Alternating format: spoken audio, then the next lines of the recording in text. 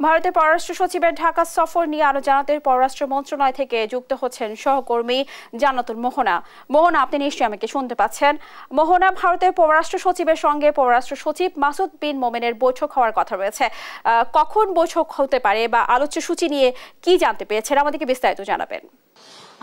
ধন্যবাদ স্নেহা। যেমনটা বলছিলেন যে পররাষ্ট্র সচিবের সাথে কখন ভারতীয় পররাষ্ট্র সচিবের বৈঠক হবে সেই বিষয়টা যদি জানতে হয় তার আগে বলতে চাই কিছুক্ষণ আগেই কিন্তু পররাষ্ট্রমন্ত্রী ডক্টর হাসান মাহমুদের সাথে কিন্তু বিনয় মোহন ক্ষত্রিয়র কিন্তু যে বৈঠকটি সেই বৈঠকটি সম্পন্ন হয়েছে এবং বৈঠক শেষে প্রায় ঘণ্টাব্যাপী একটি বৈঠক ছিল। সেই বৈঠক শেষে পররাষ্ট্রমন্ত্রী হাসান মাহমুদ সাংবাদিকদের সাথে কথা বলেন এবং ব্রিফিংয়ে কী হয়েছে সেই বিষয়ে কিন্তু আলোচনা জানান।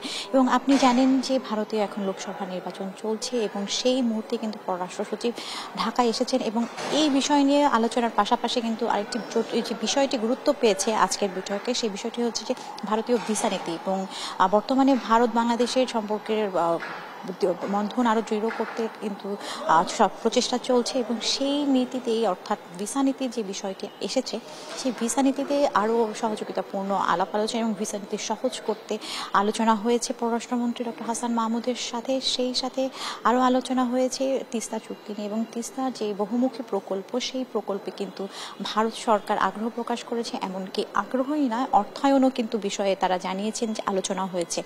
আর নির্বাচনের পরে ভারতের প্রধানমন্ত্রী শেখ হাসিনার যে সফর সেই সফরটি হবে এবং আপনারা জানেন সেই নির্বাচনের পরেই দিনক্ষণ ঠিক করে ভারত সফরে যাবেন প্রধানমন্ত্রী শেখ হাসিনা। তো এমনই একটি প্রশ্নে চীনে বেইজিং না দিল্লি কোন সফরটি আগে হবে সেই বিষয়েও কিন্তু ডক্টর হাসান মাহমুদ আমাদেরকে জানিয়েছেন।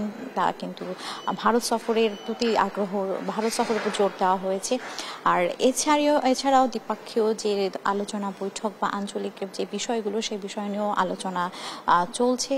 আর এই বিষয় নিয়ে কিন্তু ঘণ্টাব্যাপী ডক্টর হাসান মাহমুদের সাথে পররাষ্ট্র সচিবের আলোচনা হয়।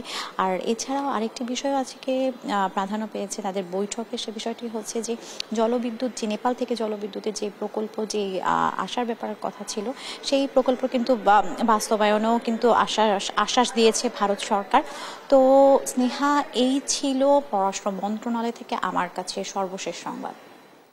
মোহনা, আপনাকে ধন্যবাদ। দর্শক, আমরা শুনছিলাম ভারতের পররাষ্ট্র সচিবের ঢাকা সফরের সর্বশেষ খবরাখবর।